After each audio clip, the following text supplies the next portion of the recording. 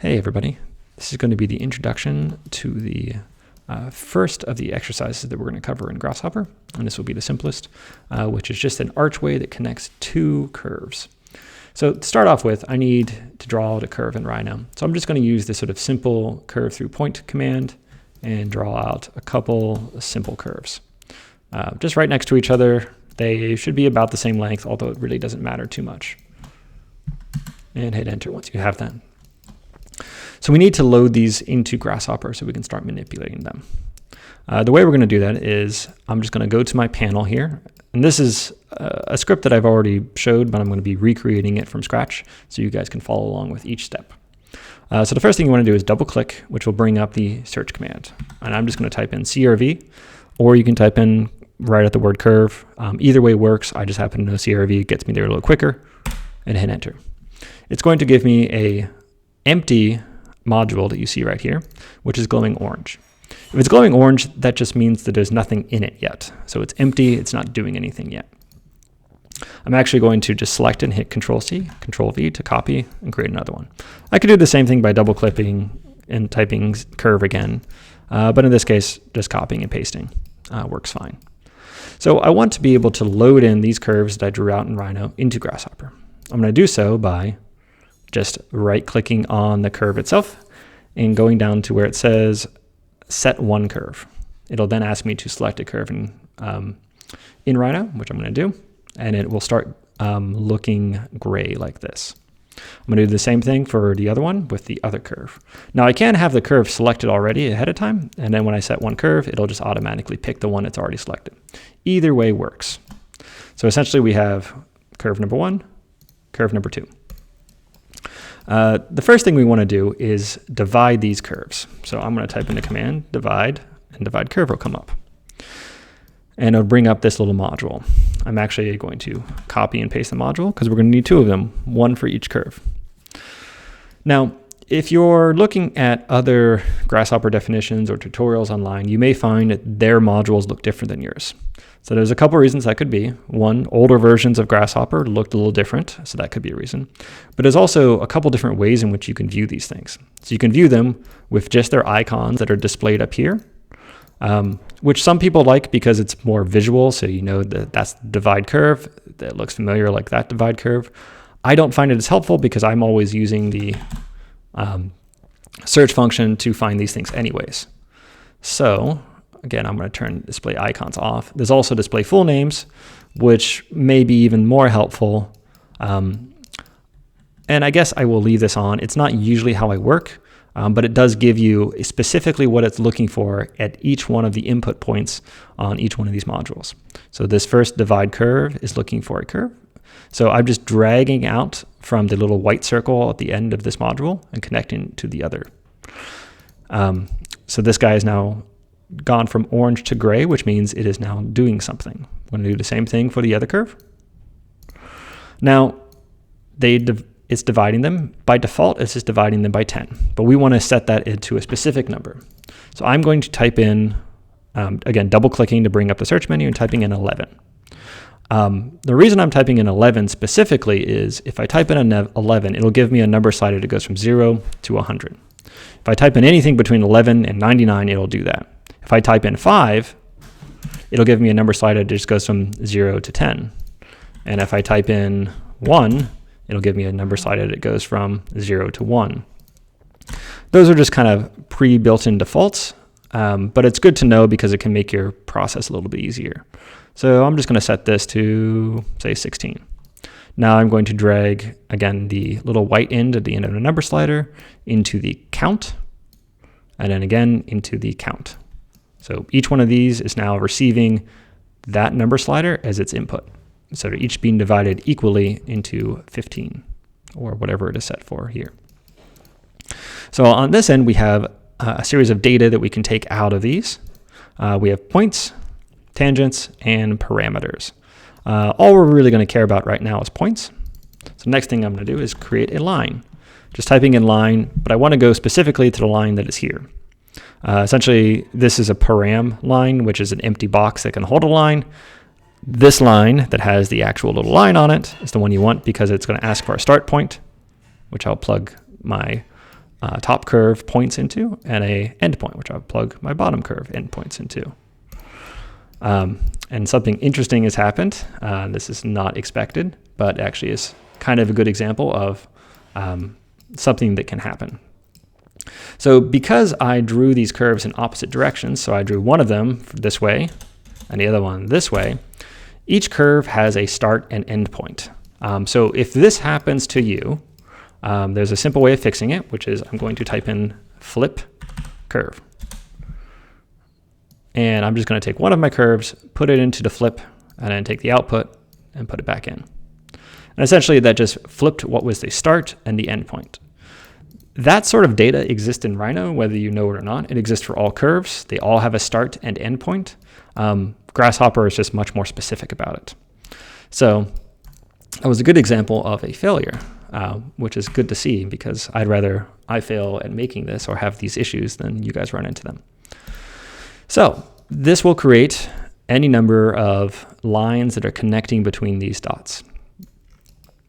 So the next thing I want to do is I want to find a center point somewhere along these curves, or these lines that we've created.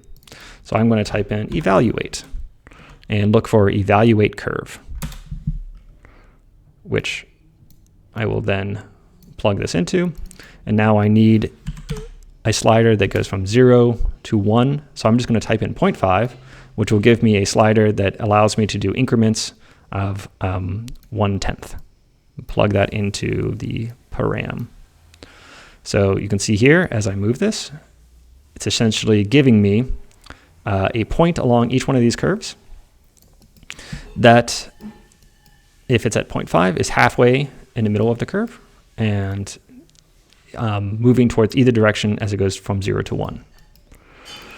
So I could do let's try a polyline and connect all these points. And you can see here, I can create that central curve that's running down the middle, going between the two. And of course, since this is Grasshopper, as we know, we can still adjust these things, and everything will update and always remain flexible like that. But ultimately, I want to create an arch. And an archway has some three-dimensionality to it. So I need to take these points and I need to move them up into the air. So in this case, I'm just going to use the command move. And I know I want to move the points so that I can move them in the air. Now there's going to be a default movement, but we want to be able to specify this. Now a movement actually is asking for a vector, which in this case, a vector is just a amount and a direction. So we know we want to move it upwards, which is the z direction. So I'm just going to type in z, and it'll give me this guy, which looks like, well, looks like this. We plug it into the movement, and it doesn't have any, it has a direction, but doesn't have any force to it just yet. So I'm just going to type in 11 again, so I can get a slider from 0 to 100, and put that into the factor. So essentially what I've done is now I have a slider that controls the height of those points, and I have a slider that controls where they are on that curve. So now we actually have all the things we need to create a series of arches. We have our start point, our midpoint, and our end point. We are going to have to do a little bit of trickiness to make them all connect together, but that should be fine. So I'm just going to use the interpolate curve, which ultimately is going to ask for some points. So if I drag in the geometry here, it starts connecting things. So the geometry here is those moved points, and they're going to go into the vertices. I'm going to take the other, my initial points, which were, again, the divided curves here, and drag them in. Now this time I'm going to hold shift, and you can see a little plus arrow appears. And as I drag it in, multiple things will be input. Now I'm intentionally doing this wrong right now, and you'll see why.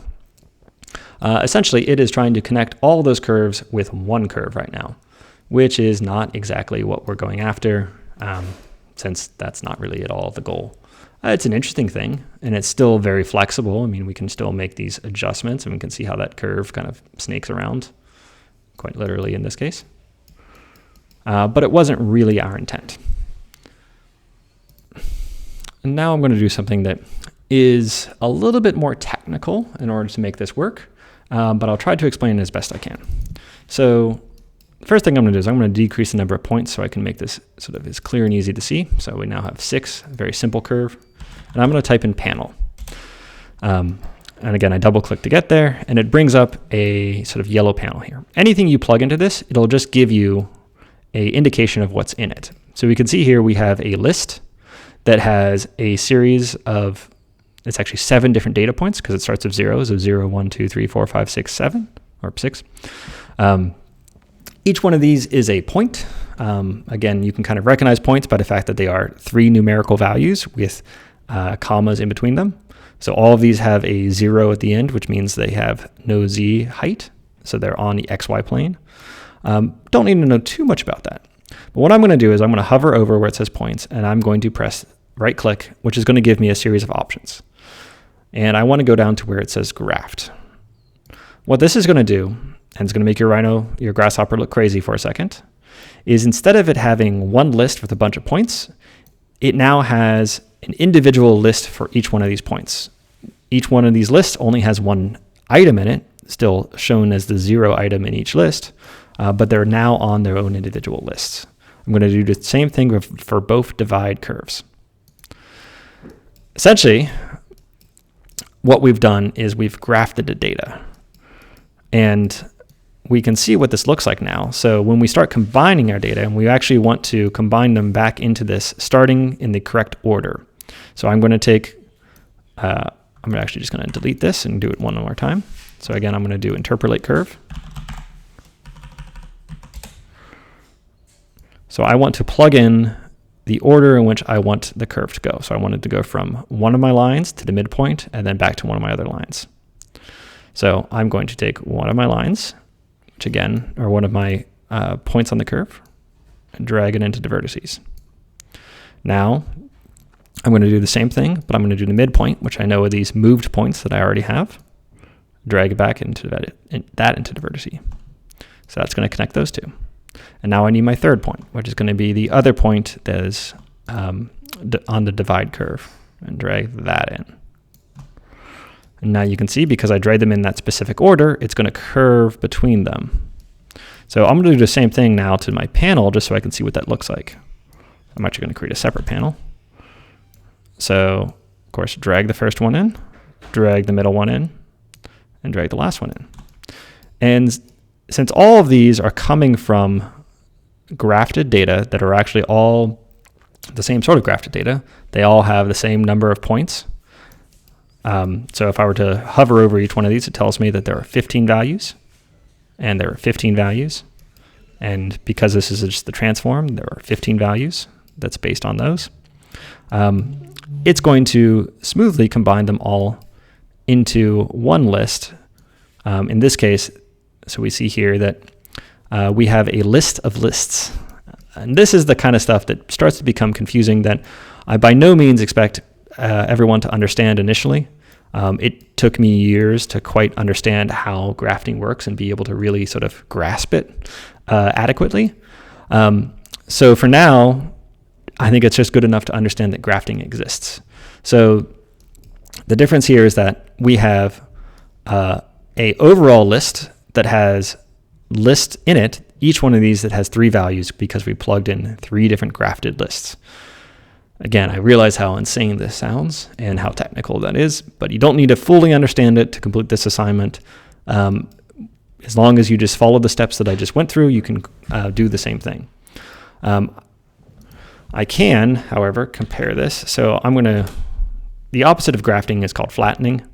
And I'm going to do the same thing. Well, I'm going to plug these same values in, and then we can see the difference in what the list looks like at the end.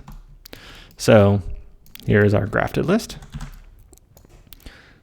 And again, this is way more technical, but it's the same exact data.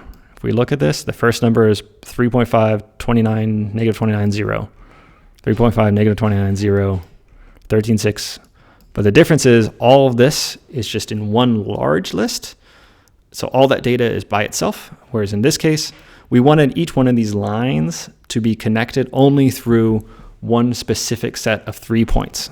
So that's why they are 3 points in each one of these sublists in the overall list.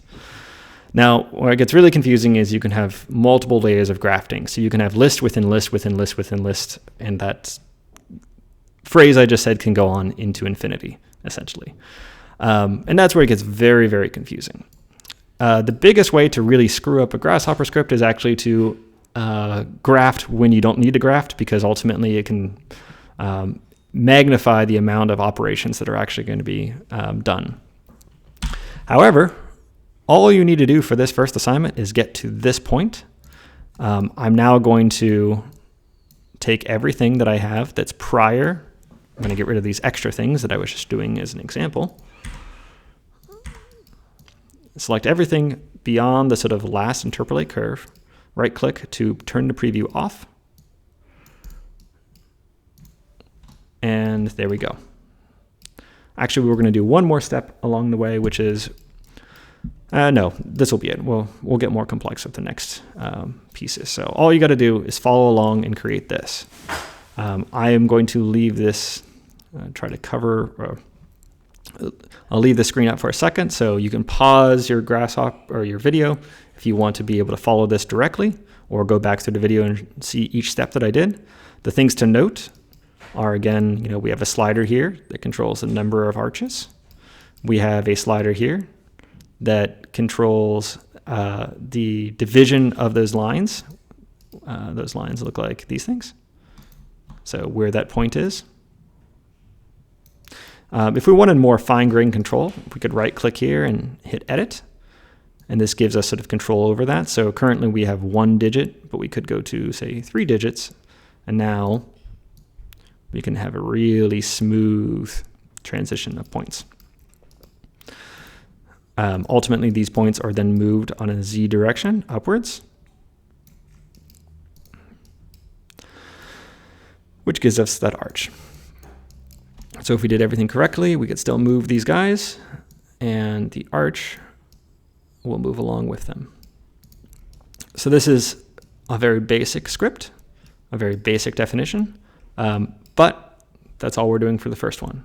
So if you've made it this far, and hopefully you've been able to follow along, congrats, the first one is done. Take a screenshot that looks, try to show your entire definition, so just that. Show your output. Take a screenshot of the whole screen, and you have the first part done. Next, we'll move on to creating a 2D pattern. So look out for the next video.